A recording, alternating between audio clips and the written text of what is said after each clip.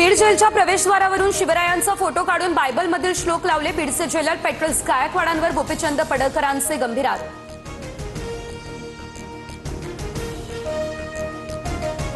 समीर पाटलांनी पाठवलेल्या नोटीसबाबत चंद्रकांत पाटलांचा सल्ला घेणार। दंगेकरांकडून स्पष्ट, तर समीर पाटील मुक्कातील आरोपी।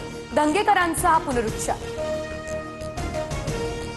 ठाकरे बंधूंसह महाविकास आघाडीतील काही प्रमुख नेत्यांची आज पुन्हा निवडणूक आयोगात बैठक। बैठकीनंतर पत्रकार परिषद। हर्षवर्धन सपकाळ मुंबईला रवाना। शरद पवार महाविकास आघाडीच्या शिष्टमंडळासोबत जाणार नाही, तर पूर्वनियोजित कार्यक्रमामुळे शरद पवार पुण्याकडे रवाना।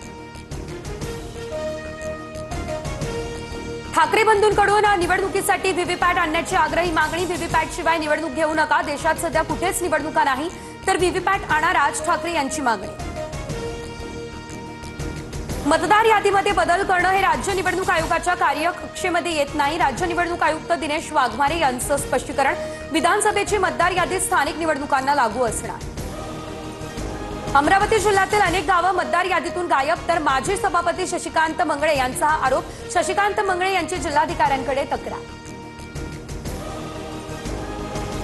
गडचिरोलीमध्ये नक्षल चळवळीला मोठा धक्का। 6 कोटींचं बक्षीस असलेल्या भूपतीसह 60 जणांचं आत्मसमर्पण।